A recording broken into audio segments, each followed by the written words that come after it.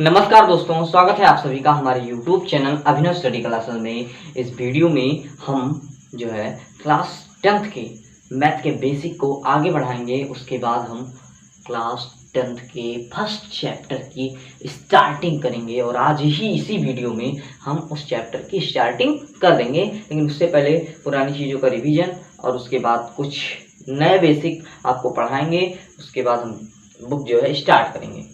ठीक है, चलिए अब हम शुरुआत करते हैं पहले पुराने बेसिक की, जो कि मैंने पिछली वीडियो में पढ़ाया था, उसका रिवीजन करते हैं।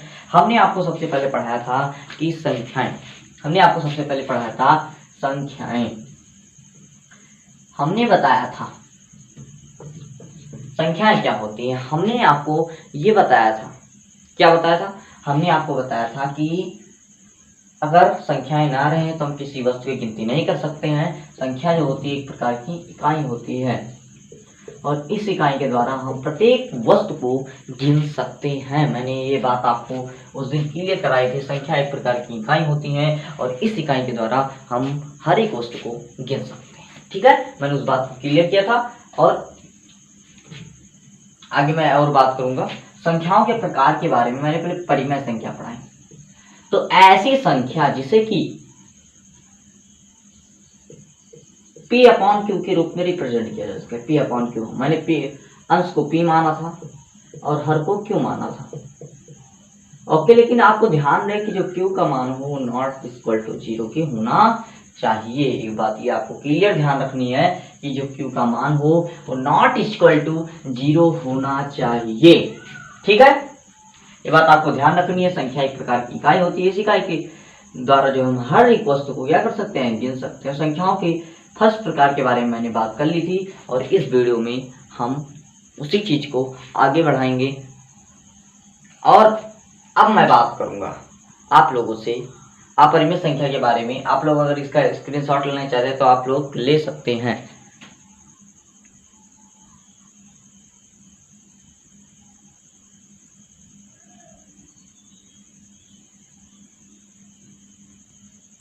चलिए अब हम आगे बढ़ते हैं और बात करते हैं अपरिमेय संख्या के बारे में। अपरिमेय संख्या के बारे में बात करते हैं। नॉन रेशनल नंबर, ऐसी संख्या जिसे हम P तथा Q के रूप में नहीं दिखा सकते, उसे अपरिमेय संख्या कहते हैं। ऐसी संख्या जिसे P तथा Q के रूप में नहीं दिखाया जा सकता, उसे अपरिमेय संख्या कहते हैं। जैसे आ गया, अगर √3 आ गया तो इसको हम P, ये देखिए यहाँ पर P रूट में थोड़ी ना था, तो यहाँ पर हम इसको √3/1 नहीं लिख सकते हैं। लेकिन यहाँ पर जो P का मान देखो, यहाँ पर रूट में है लेकिन वहां पर से P कह रहा था ना कि रूट में आना चाहिए। तो जितनी भी संख्याएं रूट में होती हैं वो एक तो अपरिमेय संख्या होती है। आपको ध्यान रखना है, जितनी भी संख्याएं रूट में हो, पाई हो गया, फाई हो गया, ये सब जो है अपरिमेय संख्या तो है लेकिन अपरिमेय संख्या है। ऐसे मान लीजिए आ गया पाई, ये भी अपने आप में एक अपरिमेय संख्या। इसको कोई दर्शा नहीं सकता कि पाई अपॉन 1 लिख देंगे, लिख सकते हैं। ठीक है, तो ऐसी संख्या जिसे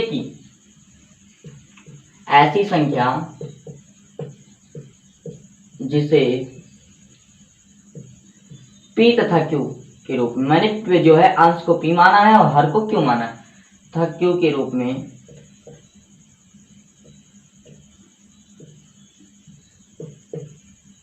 दिखाया ना जा सके,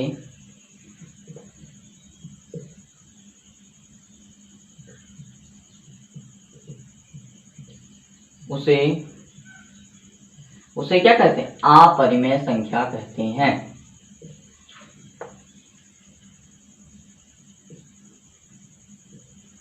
उसे अपरिमेय संख्या कहते हैं। ओके, ऐसी संख्या जिसे P तथा Q के रूप में दिखाया जा सके उसे अपरिमेय संख्या कहते हैं। बस आपको एग्जाम्पल लिखना है, बात आपको समझ में आ गई होगी। जितने भी रूट में आ जाए वो अपरिमेय संख्या होती है। मान लीजिए √3 आ गया, इसे जो है P तथा Q के रूप में नहीं दिखाया जा सकता। √4 आ गया, ना मुन्ना, अगर √4 आया आप देखो हम इसको 2 लिख सकते हैं, तो ये अपरिमेय संख्या नहीं है, रूट 5 आया। पेयर ना बने तो अपरिमेय संख्या होगी रूट के अंदर, ठीक है। पेयर नहीं बनता है तो अपरिमेय संख्या होगी। अगर आप लोगों को कोई डाउट होता है तो आप लोग कमेंट बॉक्स में जरूर लिखिएगा, क्योंकि हम उसका सॉल्यूशन आपको जरूर देंगे। आप लोग इसका स्क्रीनशॉट ले लीजिए, उसके बाद आगे बढ़ते हैं। चलिए अब हम वास्तविक संख्याओं के बारे में बात करते हैं। हमने आपको भी पढ़ाया परिमेय तथा अपरिमेय संख्या, ऐसी संख्या जो P/Q के रूप में होती है, जहां पर Q = नॉट 0 होता है उसे परिमेय संख्या कहते हैं। लेकिन जहां पर P/Q के रूप में संख्या को रिप्रेजेंट नहीं किया जा सकता, वहां पर जो है अपरिमेय संख्या होती है। और वहां पर आपको एक बात ये भी ध्यान रखनी है कि हर का मान 0 होगा। ये बात आपको एकदम अच्छे से ध्यान रखनी है, ठीक है। तो वही परिमेय और अपरिमेय संख्या जो होती है वही हमारी वास्तविक संख्या कहलाती है। सभी अपरिमेय तथा परिमेय संख्याएं वास्तविक संख्याएं कहलाती हैं। सभी परिमेय तथा अपरिमेय संख्या वास्तविक संख्या होती है, ठीक है। आप सभी परिमेय तथा अपरिमेय संख्या वास्तविक संख्या होती है। अपने आपको एग्जाम्पल 0 से इन्फिनिटी तक, 0 1 2 3 4 इन्फिनिट अनंत तक, मतलब वहां तक जाएगा। तो वास्तविक संख्या आपको पता चल गया, रियल नंबर क्या होते हैं। सभी परिमेय तथा अपरिमेय संख्याएं वास्तविक संख्याएं होती हैं, ठीक है। और एक संख्या होती है काल्पनिक। देखो दोनों में आप कंफ्यूज हो सकते हैं मुन्ना। काल्पनिक, आप लोग पहले इसका स्क्रीनशॉट ले लीजिए, उसके बाद आगे बढ़ते हैं।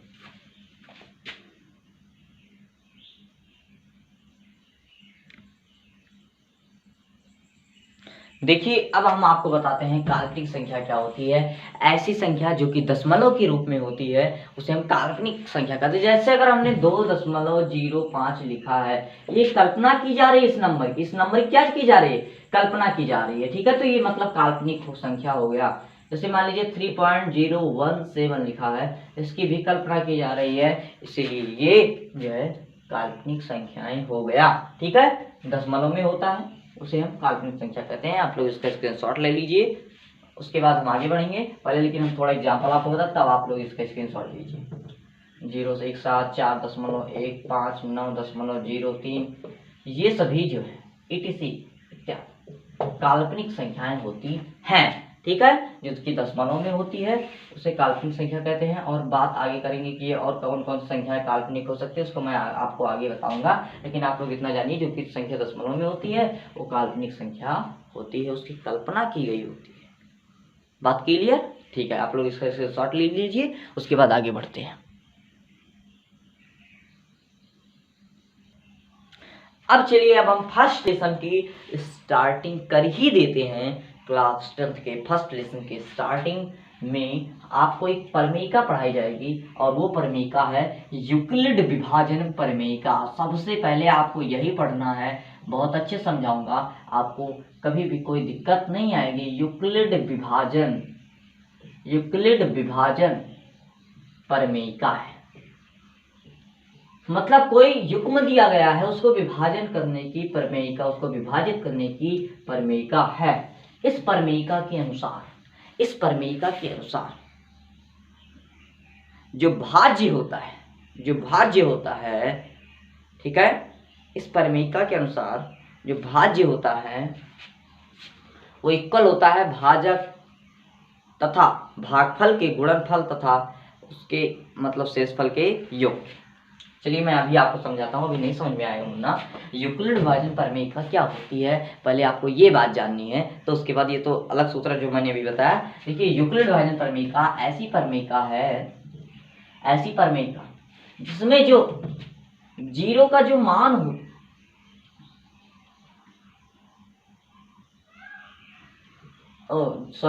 जो r का मान है वो 0 से या तो क्या हो, 0 से क्या होना चाहिए, 0 से ज्यादा हो या तो 0 के इक्वल हो, परंतु ध्यान रहे कि b से कम होगा। अभी देखो मैं आपको इसको समझाता हूँ, ये b क्या है, equal to BQ plus R। अब मुन्ना पहले हमें थोड़ा डिवीजन में समझना पड़ेगा। आप जिस नंबर से किसी नंबर को भाग देते हो, जिस नंबर को भाग दिया जाता है उसे भाज्य कहते हैं। इस नंबर को डिवाइड किया, जिससे भाग दिया जाता है उसे क्या कहते हैं, भाजक कहते हैं, ठीक है। यहाँ पर जो बचता है, भाग देने पर जो फल आता है उसे भागफल कहते हैं, और यहाँ पर जो शेष बचता है उसे शेषफल कहते हैं। ठीक है, यहाँ पर जो शेष बचता है उसे क्या कहते हैं? शेषफल कहते हैं। तो यूक्लिड विभाजन प्रमेय का ये कहती है। तो यहाँ पर हम जानते हो क्या करते हैं, यहाँ पर जो भाजक होता है उसे हम बी से रिप्रेजेंट करते हैं, जो भाज्य होता है उसे हम ए से रिप्रेजेंट करते हैं, जो शेषफल होता है उसे आर से रिप्रेजेंट करते हैं, और जो भागफल होता है उसे हम क्यू से रिप्रेजेंट करते हैं। अब बात क्लियर हुई? मतलब जो हमारा शेषफल है उसका जो मान होगा वो 0 से ज्यादा होना चाहिए या 0 के इक्वल में होना चाहिए, लेकिन 0 से कम नहीं होना चाहिए। ठीक है, और b से लेकिन कम होना चाहिए, मतलब भाजक से कम होना चाहिए। भाई देखिए, जैसे मान लीजिए हमने एक नंबर ले लिया 3 का 6 को हम डिवाइड कर रहे हैं। अगर मान लीजिए ये हमने एक ही बार पढ़ा तो 6 3 3, इससे ज्यादा थोड़ी ना, इसके बराबर आ गया। इसका मतलब ये एक बार और टेबल जाएगी ना। देखो अगर संख्या ज्यादा, क्यों, इसका कारण क्या है कि मतलब b से कम होना चाहिए, क्योंकि अगर इससे ज्यादा शेषफल बच रहा है तो अभी और जाएगा, अभी और कटेगा, उससे बड़ा अभी मतलब अभी उससे छोटा उसके आसपास नंबर आएगा कि इससे कम हो जाए, इसीलिए यहाँ पर। ठीक है, यहाँ पर इसीलिए जो है शेषफल कम होना चाहिए, इससे भाजक से हमेशा कम होता है, नहीं कम होगा तो हमारा डिवीजन पूरा नहीं होता है। इसीलिए यहाँ पर जो है जो हमारा आर होगा वो बी से कम होगा। बात समझ में आई? आर बी क्या होते हैं, अभी देखो, अभी और अच्छा समझ में आएगा।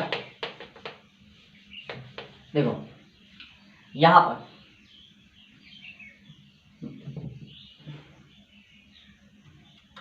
भाजक इज इक्वल टू, यहाँ इसी से एक फॉर्मूला बना है, भाज्य इज इक्वल टू, भाजक नहीं, भाज्य इज इक्वल टू भाजक गुणे भागफल, भाजक गुणे भागफल प्लस शेषफल, प्लस शेषफल, भाजक गुणे भागफल प्लस शेषफल।